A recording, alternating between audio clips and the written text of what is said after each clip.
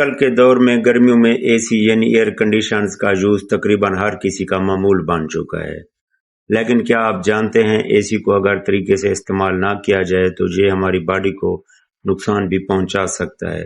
تو آئیے جانتے ہیں کیسے اے سی ہمارے لیے ہارمفل ہو سکتا ہے۔ Number 1، allergy and infection. اکثر اوقات لوگوں کے گھروں، گاڑیوں یا آفیسز میں اے سی کی مینٹیننس پراپر نہیں کی جاتی، جس کی وجہ سے اے سی کی ڈکٹس، وینٹس اور فلٹرز گندے رہتے ہیں، یعنی کہ اے سی میں بیکٹیریا، الرجنز اور ڈسٹ وغیرہ کی اکوموڈیشن ہوتی رہتی ہے، اور جب اے سی کو چلایا جاتا ہے تو یہ ڈسٹ پارٹیکلز، الرجنز اور بیکٹیریا اے سی سے نکل کر ہوا میں شامل ہوتے رہتے ہیں، جس کی وجہ سے ہمیں بیکٹیریل انفیکشن یا الرجی ہونے کے چانسز رہتے ہیں۔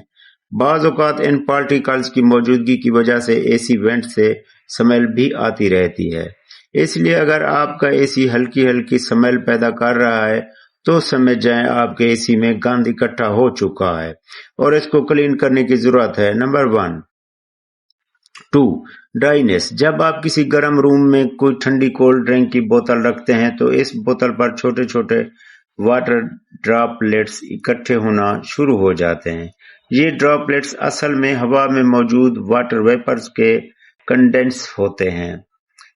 تو اس طرح اگر روم میں اے سی زیادہ دیر تک آن رہتا ہے تو روم کی ہوا سے موئسچر یعنی واٹر ویپرز کنسلٹنٹس ہو کر اسی ڈکٹ میں کلیکٹ ہو جاتے ہیں، جس سے روم میں موجود ایئر ڈرائی ہو جاتی ہے، جس سے آئی اور سکن ڈرائینس کی کنڈیشن پیدا ہو سکتی ہے۔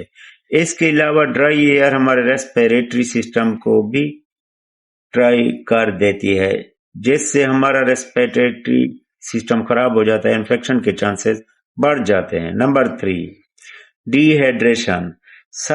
اس کا سب سے بڑا نقصان ڈی ہائیڈریشن ہے۔ زیادہ ٹائم تک اے سی میں رہتے ہیں تو ٹمپریچر ٹھنڈا ہونے کی وجہ سے ہم پانی بھی کم پیتے ہیں، جس سے باڈی میں ڈی ہائیڈریشن ہو جاتی ہے، جو کہ ہیڈ ایک اور سستی کا باعث بنتی ہے۔ اس لیے ہمیں چاہیے کہ اے سی کو یوز کرتے وقت اس بات کا خیال رکھیں کہ اے سی کی مینٹیننس وقت پر ہوتی رہے، اے سی کو بہت لو ٹمپریچر پر نہ چلائیں اور پانی کا زیادہ سے زیادہ استعمال کریں تاکہ ہم اے سی کے ہارمفل ایفیکٹ سے بچ سکیں۔